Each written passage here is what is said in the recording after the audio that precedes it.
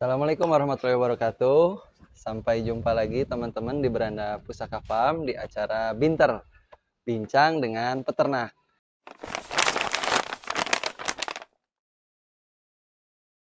Nah, alhamdulillah kesempatan kali ini kita bertemu lagi dengan owner dari Pusaka Farm, Bapak Rizky. Ya. Gimana kabarnya Pak Rizky? Alhamdulillah Kang Asa. Senang banget kelihatannya. Hijauannya lagi melimpah ya Pak ya? Ya, baru banyak yang panen nih. Oh gitu. Ya. Ini apa namanya Pak Rizky, kita kan ada beberapa pertanyaan di Pusaka Farm, hijauannya pakai apa? Mungkin di sesi sebelumnya udah dijelasin ya Pak Rizky hijauan yang lain. Nah, kalau ini saya lihat ada jagung ya, ini tebon jagung ya Pak ya? Tebon jagung, betul. Oh gitu. Nah ini tebon jagung ini boleh diceritain Pak Rizky kenapa pilih tebon jagung untuk pakan, terus apa namanya di sini ngolahnya gimana gitu. Ya. Sampai kalau boleh sih pengen lihat nih mungkin teman-teman ya bagaimana tingkat kesukaan ternak atau ternak seneng nggak sama tebon jagung yang diolah di sini gitu. Ya. Ini kita nih pakai tebon jagung ya. Ini tebon jagung, kebetulan yang ada nih tebon jagung manis jenisnya. Oh. Kan ada juga jagung pipil ya, Ya. jagung manis. Nah, kebetulan sekali di daerah kita ini banyak sekali yang petani ya menanam jagung manis. Jadi ini salah satu sumber daya lokal lah ya, yang bisa kita akses dekat dari ternakan kita. Jadi banyak sekali atau sering sekali kita pakai tebon jagung manis untuk jadi salah satu sumber pakan, terutama sumber seratnya, Kang. Oh iya iya. Ya, jadi kalau di tebon jagung manis ini, teman-teman, ini masih bagus banget nih proteinnya. Jadi ada kurang lebih kalau dari literatur sekitar 12,5%-an lah. Nah, tapi terutama serat kasarnya bagus di 25%-an, seperti itu. Sebenarnya apalagi kalau pakai buah jagungnya, itu lebih mantap lagi, ada sumber energinya. Cuman kan itu nilainya luar biasa ya. Nah gitu ya, buahnya. Itu lebih banyak untuk dikonsumsi oleh manusia kan, jadi untuk jagung rebus lah, atau dibikin, diserut jadi buat campuran buat makan stik segala lah gitu ya. Nah jadi kalau buat pakan ternaknya kita ambil tebon jagung, ini yang diutamakan nih daunnya. Gitu. Daunnya ini bagus banget. Jadi disukai banget nih sama hewan-hewan ruminansia nih. Terutama kalau di kita nih ada kambing, ada juga domba gitu ya. Senang banget nih kalau makan ini baik hijauan maupun di silase. Seperti itu. Nah kalau untuk ngasihnya sendiri Pak, apakah ada yang langsung dikasih kayak gini atau dipotong-potong dulu atau dicopper atau gimana Pak biasanya? Ya kita di sini kebetulan ada mesin chopper gitu ya. Jadi kita chopper dulu. Manfaatnya adalah supaya nanti ukurannya bisa lebih mudah untuk mereka santap lah gitu ya. Jadi juga nggak sebesar ini, nggak sepanjang ini gitu. Nah kemudian dengan dicopper juga nanti probabilitas untuk terbuangnya lebih sedikit dibandingkan panjang seperti ini. Kalau yang sudah kan biasa kalau kambing makan tuh suka dipilih atau dilempar keluar gitu ya dari palungan pakannya. Nah, kalau batangan gini, wah sekali keluar banyak sekali itu. Nah, kalau udah dalam bentuk chopperan, kurang lebih nanti potongannya sekitar 3 atau 4 cm kan, walaupun dikeluarin sama dia, dipilih lebih sedikit relatif gitu yang terbuangnya. Nah, itu jadi salah satu bentuk efisiensi pemberian pakan seperti itu. Dan ini nanti kita chopper, ya nanti kita akan lihat juga bagaimana bentuk hasil chopperannya gitu ya. Kemudian juga nanti ada yang disilase, ada yang hijauan. Kita kasihin. Mereka ini doyan banget nih makan jagung ini. Buah jagung ini. Iya. Ya, jadi teman-teman ternyata ini kan dicopper dulu untuk memudahkan pemberian juga ketika pemilihan pakan pas ternaknya makan. Jadi lebih sedikit lah ya Pak yang kebuang ya Pak. Nah ini boleh dilihatin Pak, yang udah di ini Pak. Boleh. Yang udah dicoppernya. Ayo teman-teman kita lihat ke sini. Nah itu tadi kemarin kita panen sekitar 4 ton gitu ya.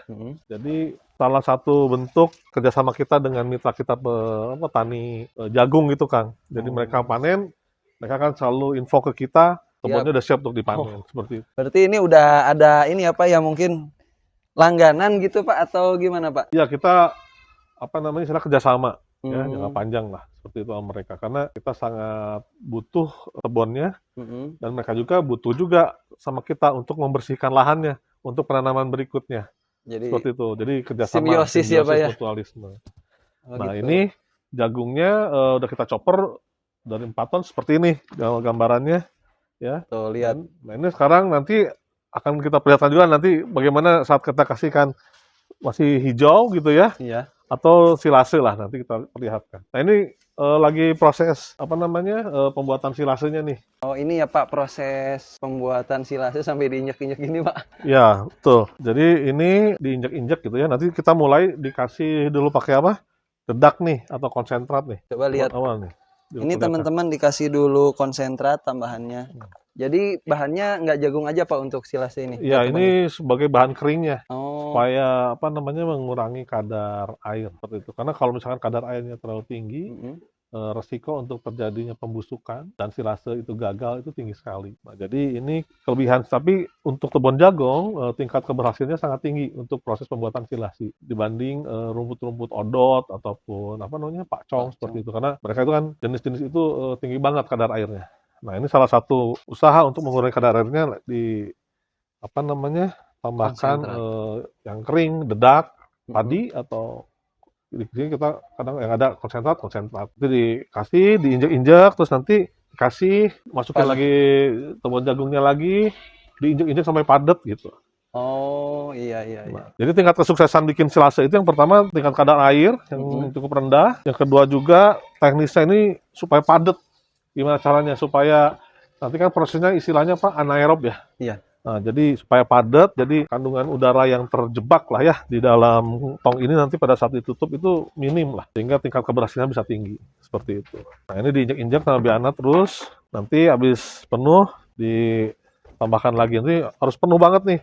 Ini pun masih dipres terus. Nah, setelah itu ditutup sama dikunci. Ternyata ini masih bisa ditekan nih. Betul.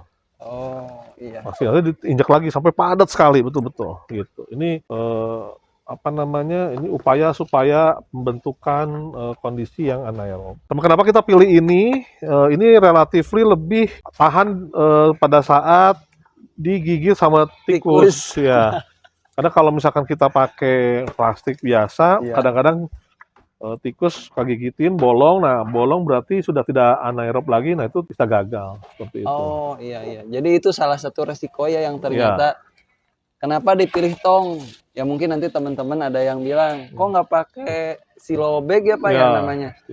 Kenapa di sini lebih pakai? Jadi gitu teman-teman, karena di peternakan ini kan mungkin ada tikus atau hewan lain lah yang bisa merusak silo bag. Kalau ini lebih kuat ya Pak? Ya, insya Allah. Jadi bukan salah dan benar ya, atau mahal murah itu sangat relatif gitu kan. Tapi ini yang paling relevan deh, yang paling cocok dengan kebutuhan di tiap masing-masing peternakan gitu. Nah, kalau saya lebih memilih ini gitu ya.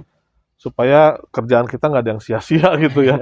Nanti kalau digigit tikus, bolong dan gagal lebih rugi lagi ya. gitu. Nah, ini ya teman-teman yang ini yang seger.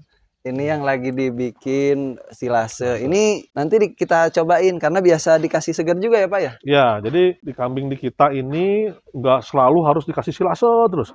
Atau yang hijauan terus. Nah, kita mix terus. Nah, itu ada alasannya, bukan serta-merta kita lakuin aja. Enggak. Tapi supaya si kambing itu adaptif gitu. Jadi bisa makan apapun yang kita berikan. Jenisnya pun kita beragam ya, gonta-ganti. Pertama supaya adaptif ya, yang kedua juga supaya komposisinya berimbang antara yang dominan serat, misalkan kayak ini kan dominan serat nih. Nanti kaliandra itu dominan protein gitu. Nah, jadi gizinya seimbang seperti itu. Iya juga ya. Berarti kalau ternak lebih adaptif, misal ada yang beli kambing juga nanti di tempat dia lebih tahan ya. Iya, betul. Gitu. Karena di sininya nggak pilih-pilih sih. Iya. Pakannya apa aja gitu. Jadi memang kita gunakan supaya di sini bisa adaptif, pada saat pindah juga betul, nanti lebih adaptif lagi. Ini hasil yang udah jadinya ada Pak? Ada, nanti kita perlihatkan yang sudah jadinya seperti apa, sama kita tunjukkan juga ya tingkat kesukaan si kambingnya seperti apa. Oke. Ayo teman-teman kita lihat silase jagung yang dibikin di Pusaka Farm. Terus nanti kita coba sekalian nih gimana ternaknya, oke? Yuk. Oke teman-teman, ya saya mau perlihatkan nih pada saat proses pencoporan seperti apa ya. Kita lihat nih. Yuk nyalain mesinnya. Ya, mangga.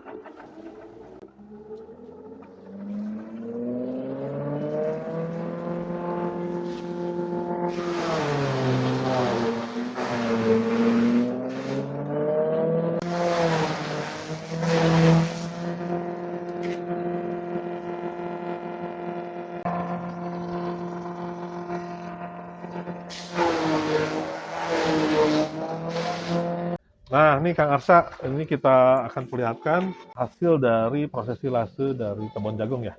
Nah, nanti akan dijelaskan oleh Mang Amin, manajer pakan kita. Nih silase yang udah jadi, ya kita buka ya. Nah, diangkat. Ah, Nih, ini silasenya yang udah jadi. Kalau udah jadi sangat wangi, terus sangat disukai sama kambing. Warna pun sudah berubah. Kalau sudah jadi emang kan rasanya hijau kayak tadi. Nah ini sekarang udah jadi. Ini sudah siap ngasih pakan. Kalau udah dibuka gini harus dikasihin. Kalau nggak kebuka setahun pun kuat. Ini usianya ini baru 21 hari. Ini bisa dikasih pakan. Gitu. ini jadi harumnya wangi banget nih. Ya, jadi kalau busuk, nah berarti gagal gitu apa silasenya. Ini wangi. Jadi ini salah satu bentuk pengawetan ya. Bagusnya 21 hari lebih. Tapi semisal masa kita butuh stok habis lah gitu ya. Baru 2-3 hari butuh inilah buka aja gitu. Nggak ada masalah. Karena ada juga kan harus 21 hari baru bisa dikasihkan.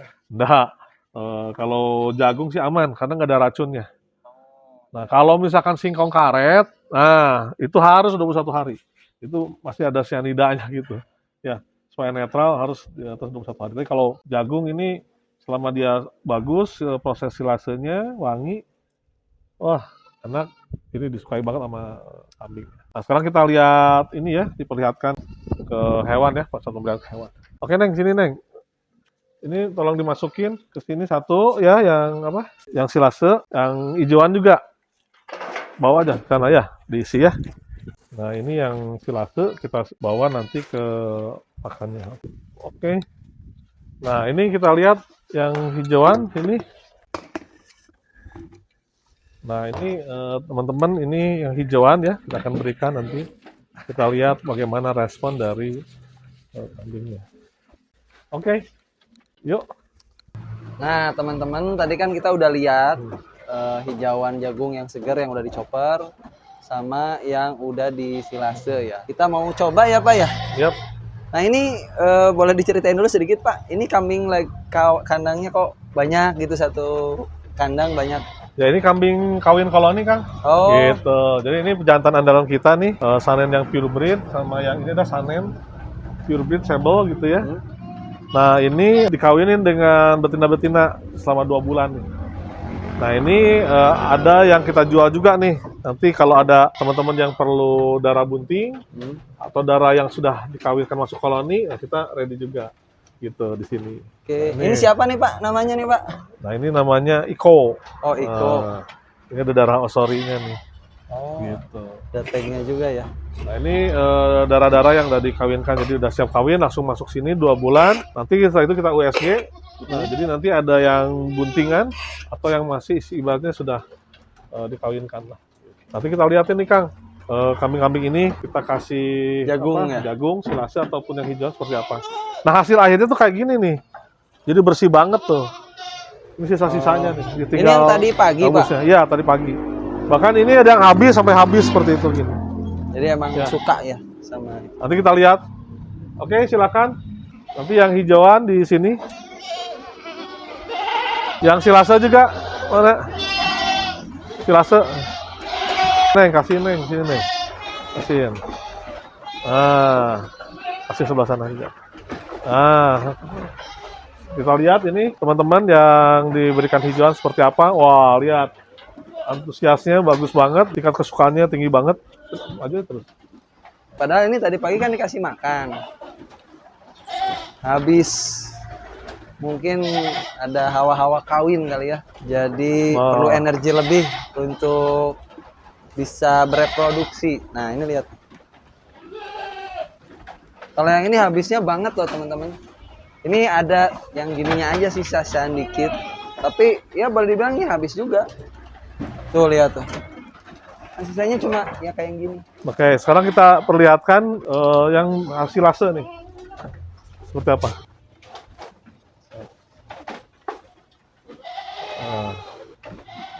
Pada lahap makannya. Baik hijauan ataupun silase. Sana nih.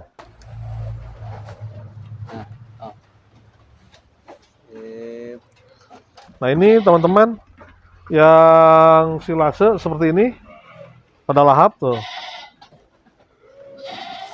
Ya.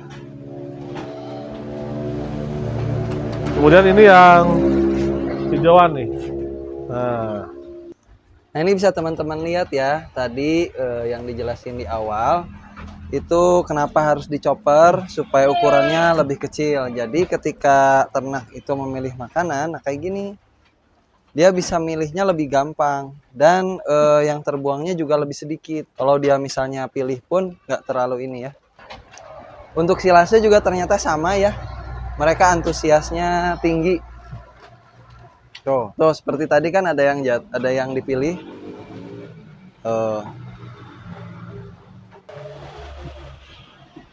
Oke. Dan bisa disimpulkan sama teman-teman, memang kambing ini suka ya sama tebuan jagung. Baik yang silase ataupun dalam bentuk segar. Segar. Ya Pak ya, ternyata seneng mau yang segar, mau yang silase, Ya. sama-sama lahap makannya. Padahal tadi pagi udah dikasih makan ya Pak ya? Ya, udah habis. Jadi ini ingin kita perlihatkan ke teman-teman hijauan ataupun silase sama lahapnya lah istilahnya gitu. Bagus yang mana nih katanya kan gitu ya, selalu didikotomikan silase ataupun hijauan. Dua-duanya bagus lah, sama-sama bagus.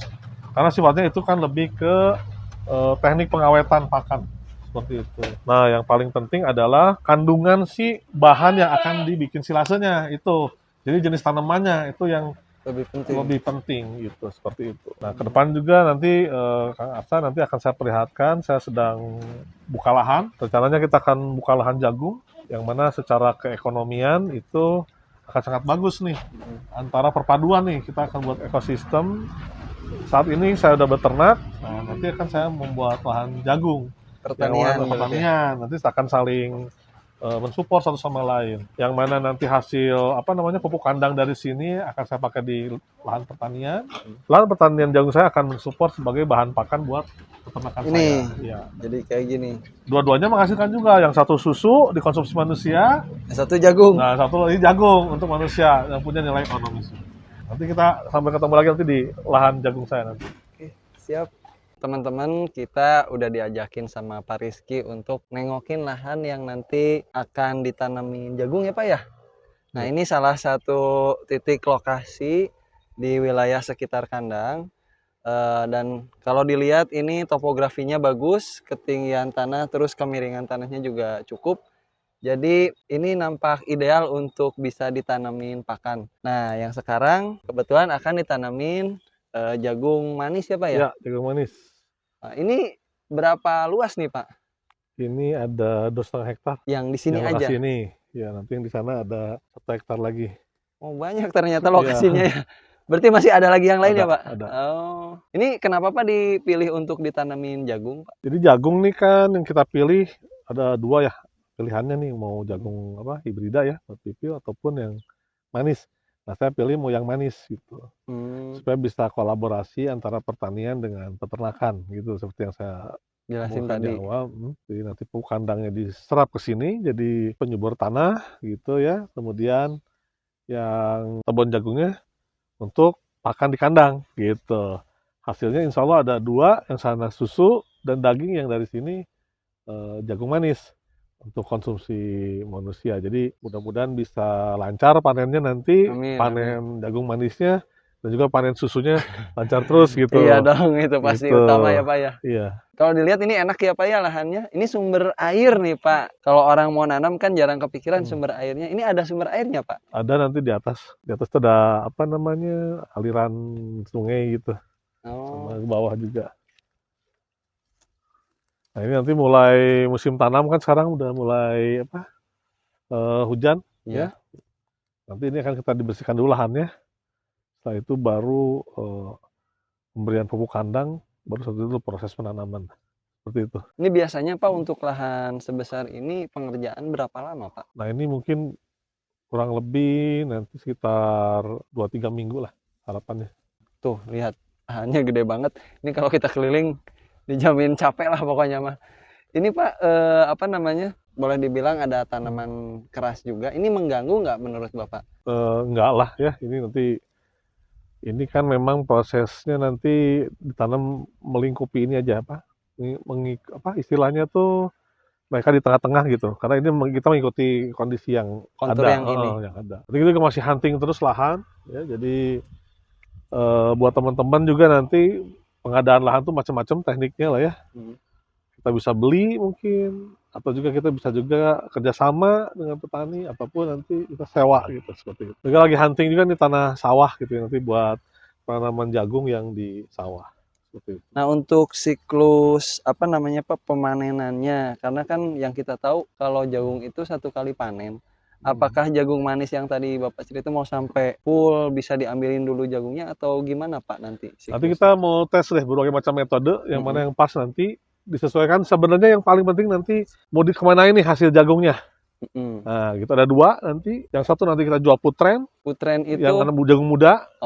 baby corn ya? Ya, baby corn. Yang berikutnya yang sudah jadi jagung manis full ya, jadi buah penuh gitu. Nah, mungkin ini akan kita coba mungkin buah penuh dulu karena menghadapi tahun baruan. Iya. Tahun baruan ya, itu pasar yang cukup bagus. Nah, mungkin ke depan nanti kita akan bagi 2 tuh, buat membuka pasar putren satu, kemudian yang kedua buat pasar yang menjaga yang sudah ada gitu, permintaan yang sudah ada itu buah penuh gitu. Nanti mungkin kalau yang buah penuh kan sekitar 60 harian lah ya, seperti itu. Itu aja mungkin Kang Asa, saya pikir. Oke, terima kasih Pak udah diajak jalan-jalan ke lahan juga. Ya. Jadi tadi kita udah tahu bagaimana pemanfaatan jagung. Terus juga bisa dilihat tadi kan, ternyata suka banget ya Pak ya dikasih jagung, segernya suka, silasenya juga suka. Dan alhamdulillah kita berkesempatan menengok lahan yang akan ditanami. Jadi ini baru mau dimulai ya Pak ya, baru dimulai dibersihkan dan segala macam sehubungan dengan musim tanam dan juga cuaca ya teman-teman. Jadi alhamdulillah Pak, makasih Pak. Sukses terus buat Pusaka Farm. Kita ketemu di acara Binter selanjutnya insya Allah dengan informasi baru, dan teman-teman boleh request di kolom komentar pingin bahas apa kita ke depan. Terima kasih. Assalamualaikum warahmatullahi wabarakatuh. Pak turun Pak. Oke, sip.